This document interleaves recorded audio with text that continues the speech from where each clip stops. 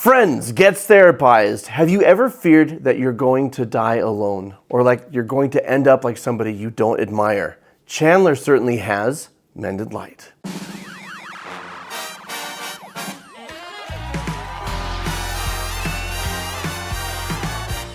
Alright, we're looking at the season 2 episode where Mr. Heckles, the downstairs neighbor, dies, and it triggers a lot of fears and insecurities in Chandler about his uncertain future.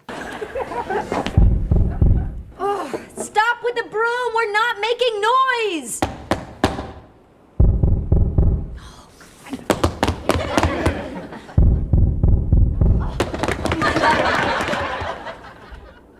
We won. We did it! Oh my gosh. Heckles. How did this happen? He must have been sweeping. They found a broom in his hand. They killed him. That's terrible. Oh, so dark. I was sweeping yesterday. Could have been me. Sweeping. You never know. Never know.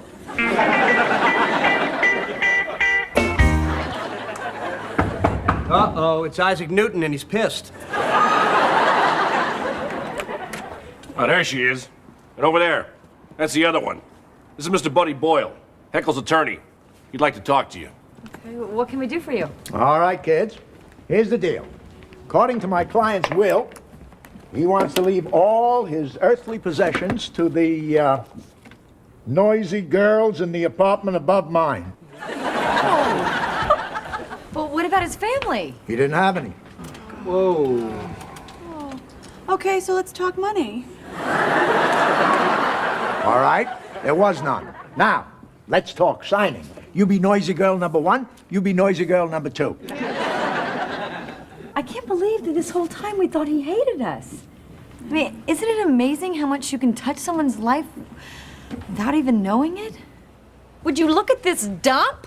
He hated us. This was his final revenge. Ever seen so much crap? Actually, I think this apartment sullies the good name of crap.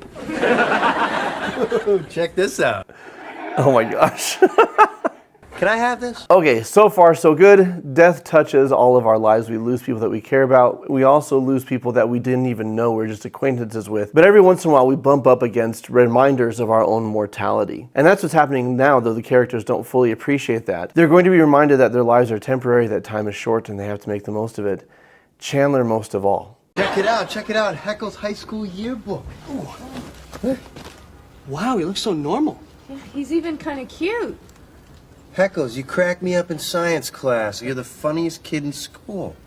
Funniest? Heckles? That's what it says. Wow, Heckles was voted class clown, and so was I. He was right. Would you listen to that? I'd call that excessive. Whoa. What? Heckles played clarinet in band, and I played clarinet. And he was in the Scale Modelers Club, and I was, well, there was no club, but I sure thought they were cool. So, you were both dorks. Big deal. I just think it's weird, you know, Heckles and me and Heckles. Hey, would you knock it off?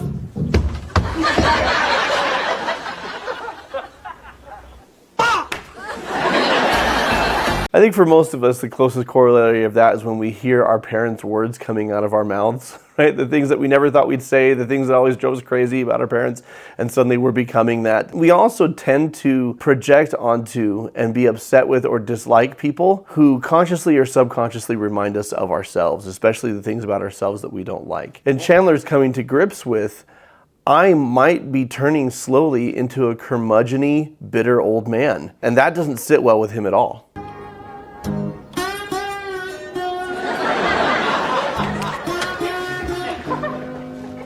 Have you been here all night? Look at this. Pictures of all the women that Heckles went out with. Look what he wrote on them. Vivian, too tall. Madge, big gums. Too loud. Too smart. Makes noise when she eats. This is me. This is what I do. I'm gonna end up alone just like he did. Chandler, Heckles was a nutcase. Our trains are on the same track. okay? Yeah, sure, I'm coming up 30 years behind him, but the stops are all the same. Bittertown, Aloneville, Hermit Junction. All right, you know what we gotta do?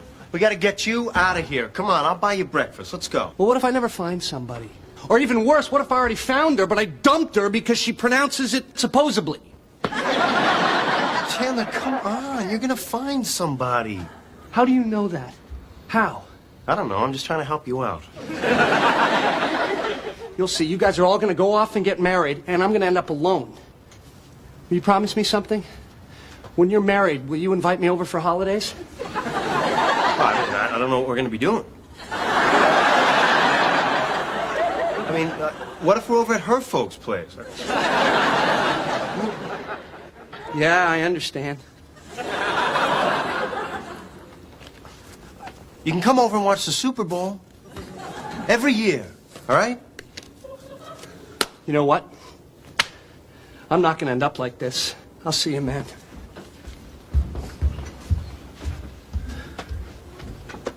Jeez. Supposedly. One of the things that is inescapably true about human beings is every person's life is an example to or a warning to everybody else. And Chandler, seeing Mr. Heckles, they call him Mr. Heckles because he heckles them from downstairs and he's so unhappy and so miserable and always lashing out. And they just thought he was a funny old man. And now Chandler's realizing he was probably like that because he was so lonely and so miserable and unhappy. And I'm not suggesting that a romantic partnership is necessary for people to be happy or even for people to not be lonely. But connection matters. Connection to others. Having them in our lives, caring about one another, being invested in each other's happiness, spending time together. These things matter. And Mr. Heckles didn't have that. And for Chandler, it's a wake-up call. Or is it? Hey, Chandler. Monica just broke my seashell lamp. Neat. I'm gonna die alone. Okay, you win. Chandler, you are not gonna die alone. Janice was my safety net, okay? And now I have to get a snake.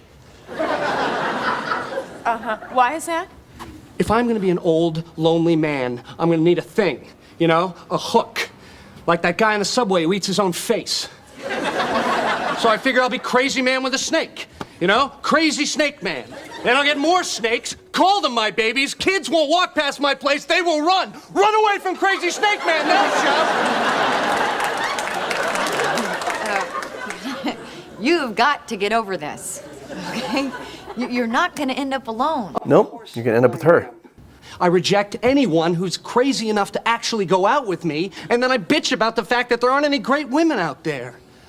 That's some good self-awareness. You have just described virtually every man that we have ever gone out with. You are not a freak. You're a guy.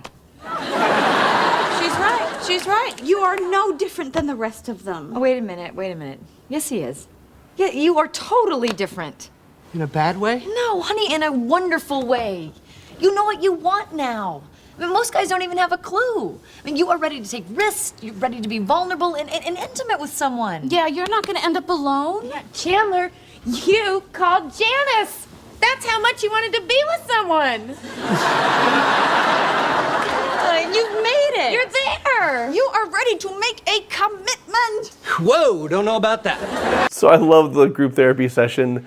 They're basically treating him like one of the girlfriends. But what's telling to me is Chandler's had a wake-up call, but at the same time, the same old patterns are there. Change is hard. Even when we have these big moments, these big light bulb moments, the patterns, the behaviors, the choices that we have leaned on that have kept us safe also keep us stuck. And growing out of them is very often far more difficult than just saying, you know what? I'm gonna make a change and here I go. Why?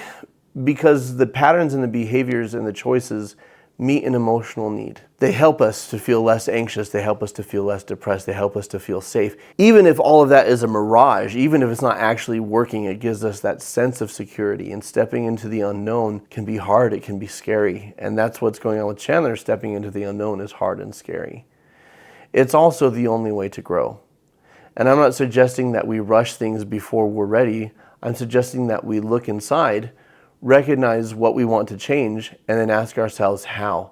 How are we going to make those changes and how are we going to get ready? Hey.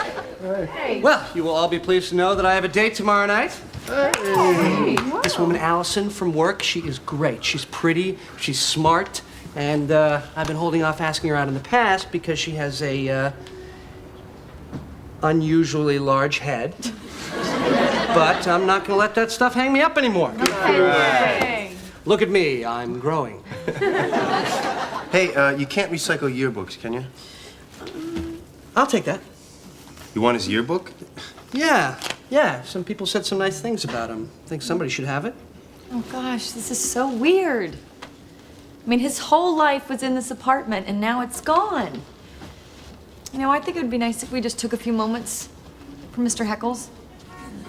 I mean, he was kind of a pain, he was, but he was a person. What?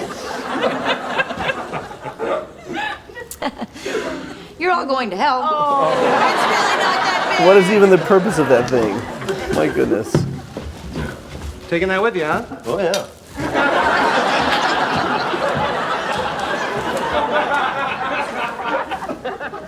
Hey, you coming? Yeah, in a second.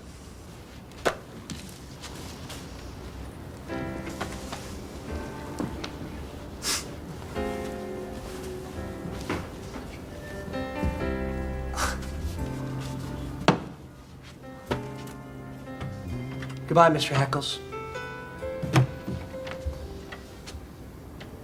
We'll try to keep it down.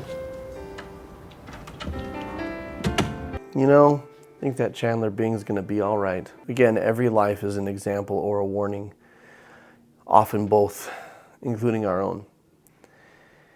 YOLO, right? You only live once.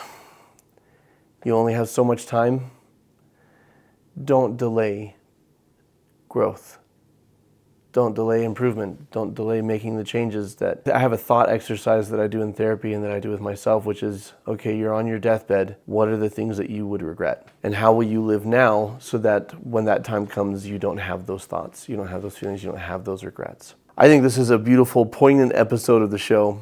I think it's pretty clever and pretty cool. Mr. Heckles was always just kind of a one-note peripheral character, and they took his death and turned it into something really powerful. And yeah, I'm a fan. Let me ask you, what lives have touched yours and inspired you to be better? And what lives have served as warnings for who you don't want to become? Let me know in the comments below.